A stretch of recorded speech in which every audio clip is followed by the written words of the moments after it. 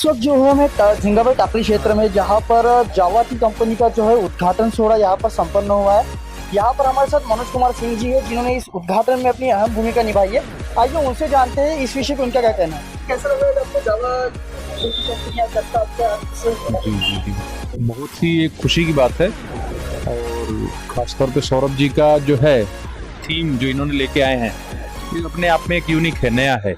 इसमें कंटिन्यू आप देखेंगे काफ़ी फ्लेवर्स हैं इनके पास में चाय की, तो युवाओं के हिसाब से इन्होंने एक रखा हुआ है और इस एरिया में था भी नहीं, तो मेरे ख्याल से बहुत ही अच्छा इनको युवाओं को जो है एक बैठने के लिए और एक अच्छा इन्होंने दिया है जगह इसको।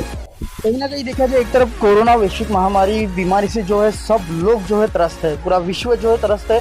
महाराष्ट्र में दिन ब दिन जो है, नागपुर की यदि हम बातचीत करें, पुनः कोरोना ने अपना जो है वर्चस्व यहाँ पर अपना बनाया हुआ है। कहीं ना कहीं कोरोना के चलते इस कोरोना में किस प्रकार की तैयारी करनी चाहिए, किस प्रकार से अपने आप को बचाना चाहिए, क्या कहेंगे इस विषय? कोरोना से बचाव के लिए तो लगातार सरकार की गाइडलाइनें चालू ही हैं और सभी ने जो उन्होंने उसमें दिया हुआ है कि 2 गज की दूरी और मास्क जरूरी है, उसके साथ में स्वच्छता का ध्यान रखना चाहिए।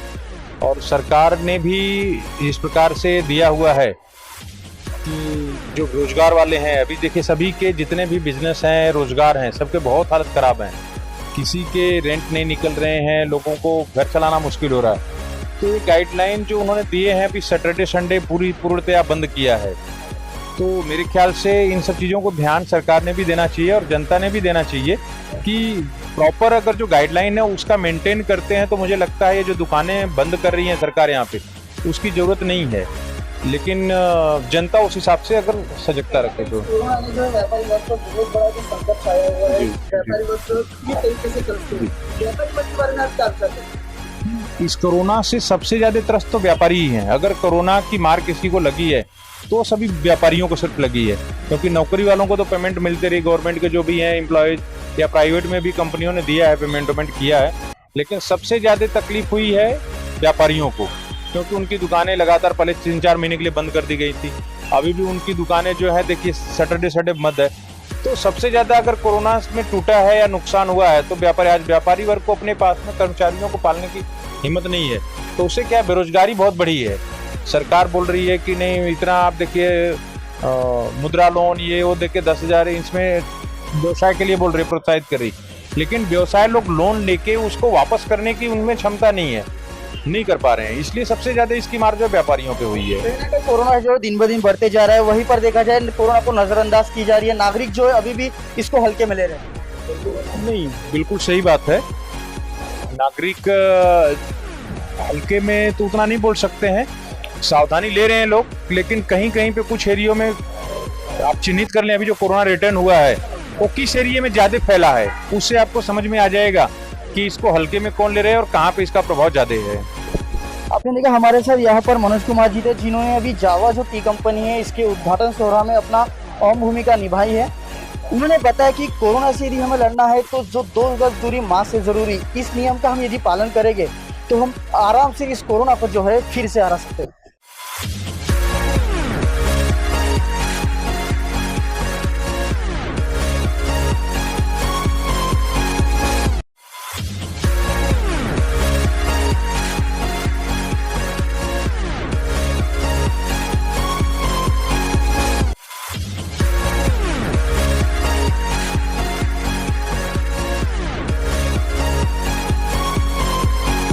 मेरा शॉप जो है वो मैंने बड़े ही सोच समझ के डाला है, मतलब इसके लिए कॉन्सेप्ट चुना है मैंने।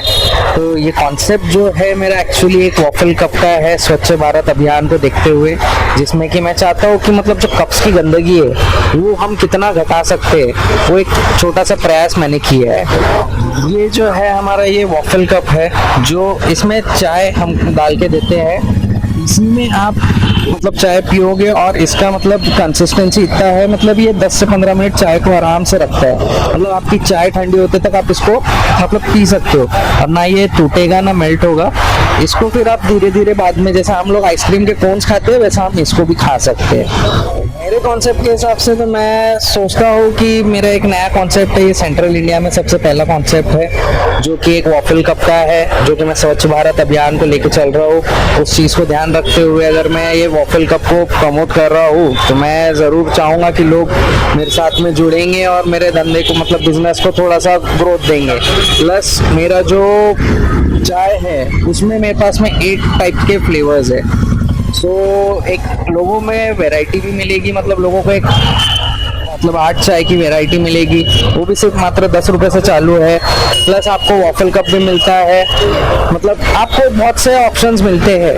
तो मैं आशा करता हूँ कि मेरा बिजनेस थोड़ा बहुत अच्छा चलेगा। अभी तक जितने भी लोगों ने मतलब चाय पिया है यहाँ पे, देखो अभी तक हमें यहाँ पे कोई नेगेटिव रिपोर्ट नहीं आई है। जो भी है हमने हमारी तरफ से अच्छा देने का कोशिश किया है। इस कोरोना काल में चलते हुए हमने इम्यूनिटी के बारे में भी सोचा है, तो हम लोग दूध में कोई एडल्ट्रेशन करते नहीं है, हमारा दूध प्योर रहता है और हम लोग उसे जस्ट स्टीमर में हीट करके हम लोग हमारी चाय बनाते हैं। कैमरा पर्सन रजत बैनर्जी के साथ मैं प्रदीप बैनर्जी और आप देखते रहिए विदर्भ ब्रेकिंग न्यूज।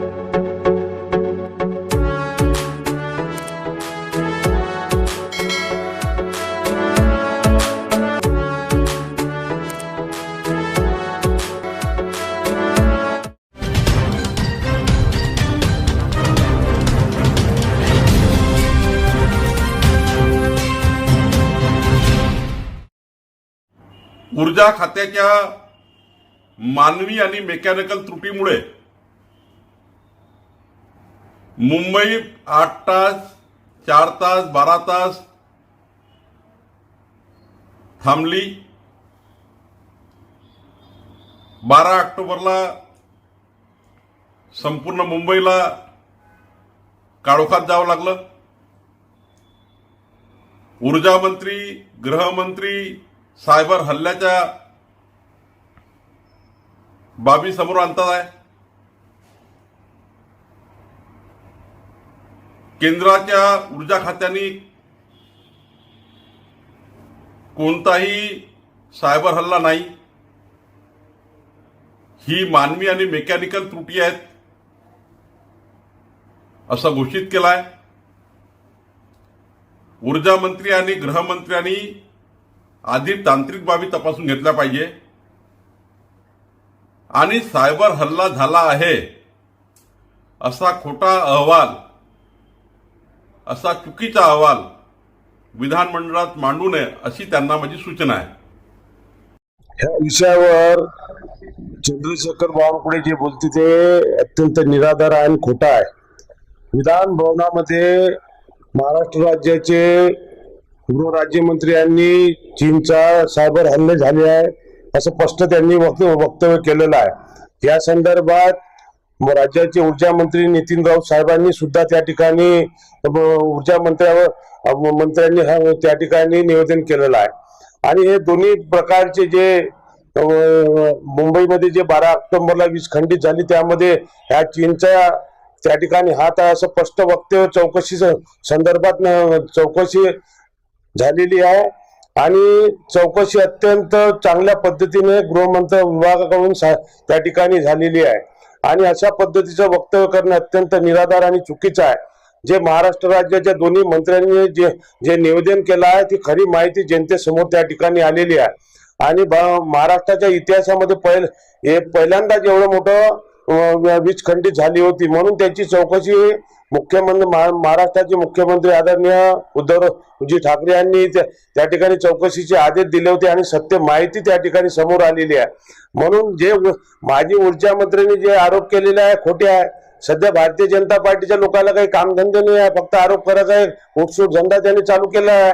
5 वर्ष ऊर्जा मंत्री होते। मोठ्या प्रमाणात ह्या महाराष्ट्रामध्ये ऊर्जा खाते डबघाईस आलेलं आहे आणि मोठ्या प्रमाणात जे शेतकऱ्याची जे वसुली करायला पाहिजे होती केली नाही आणि मोठ्या प्रमाणात आम्ही मागच्याच वेळेस या संदर्भात ऊर्जा खात्याची सखोल चौकशी झाली पाहिजे ही मागणी आम्ही काँग्रेस पक्षाच्या वतीने त्या ठिकाणी लावून धरलेली आहे। म्हणून मागच्या त्यांनी जे 5 वर्षात मोठे दिवे लावले याची प्रसिद्धी या 5 वर्षात येऊन राहिलेली आहे। म्हणून नितीनजी राऊत चांगलं काम ऊर्जा खात्याचं या ठिकाणी करत आहे। अनिल देशमुख साहेबांनी चांगली चौकशी केली आणि म्हणूनच हे सत्य जनतेसमोर त्या ठिकाणी आलेलं आहे। म्हणून मी महाआघाडी शासनाच्या या ठिकाणी अभिनंदन करतो आणि भारतीय जनता पार्टीचे माजी ऊर्जा मंत्री यांनी त्यांना सुदबुद्धी हो अशी मी त्यांना सांगू इच्छितो कि बावनकुळे साहब ने ये आरोप लगाया कि इसमें चीन का हाथ नहीं है। भैया तुम्हारे पीछे किसका हाथ था?